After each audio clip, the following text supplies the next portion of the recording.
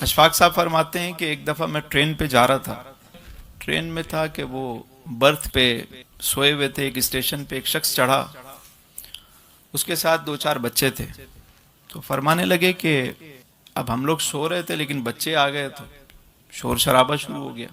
تو ہم نے اس سے کہا بھائی صاحب اپنے بچوں کو ذرا سمجھاؤ، خاموش کراؤ۔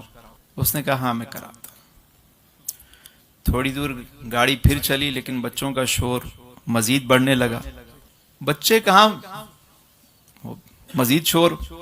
ان میں سے ایک شخص کو غصہ آ گیا جو برتھ پہ لیٹا ہوا تھا، اٹھ کے بیٹھ گیا، کہ میاں آپ کو ہم سمجھا رہے ہیں، آپ کی سمجھ میں نہیں آ رہی بات، اپنے بچوں کو سنبھالیں۔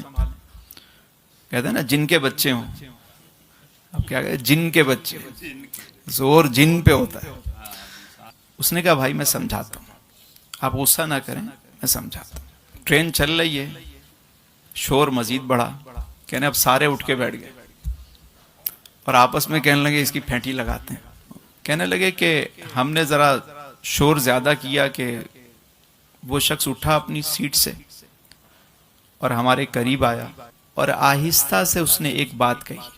اس نے کہا آپ برا نہ منائیں، ان بچوں کی والدہ کا انتقال ہو گیا ہے، ابھی 2 اسٹیشن آگے ہم اتر جائیں گے۔ یہ بچے ان کو پتہ نہیں، ان کو کسی نے ابھی بتایا نہیں ہے، یہ اپنی مستی میں مست ہیں، تھوڑی دیر خوش ہو لینے دیں ان کو، ابھی 2 اسٹیشن بعد انہوں نے اترنا ہے اور ان کو پتہ لگے گا تو یہ سارے ویسے ہی افسردہ ہوں گے، روئیں گے، دھوئیں گے۔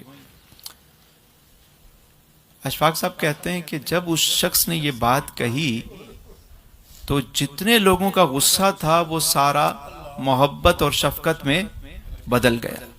اسٹیشن آیا تو کوئی بچے کو ٹافیاں لا کے دے رہے ہیں، کوئی کچھ کر رہا ہے، کوئی ان کی دل جوئی کر رہا ہے۔ صرف کیا تھا، ایک زاویہ چینج ہو گیا، لوگ وہی تھے، ڈبہ وہی تھا، بچے وہی تھے، اب وہ شور جو ہے وہ برا نہیں لگ رہا۔ جس شور سے انہیں تکلیف ہو رہی تھی، پریشانی ہو رہی تھی، اب وہ شور ان کو برا نہیں لگا۔ کیوں؟ کیونکہ وہ اس راز کو سمجھ گئے، اس بات کو سمجھ گئے۔ بسا اوقات ہم لائف کے اندر نہ خام خواہ غصہ ہو رہے ہوتے، انزائٹی، ڈپریشن مطلب بڑھتے جا رہا ہے۔ جس کو حقیقت سمجھ میں آ جاتی ہے اسے پھر ستم بھی کرم لگتا ہے،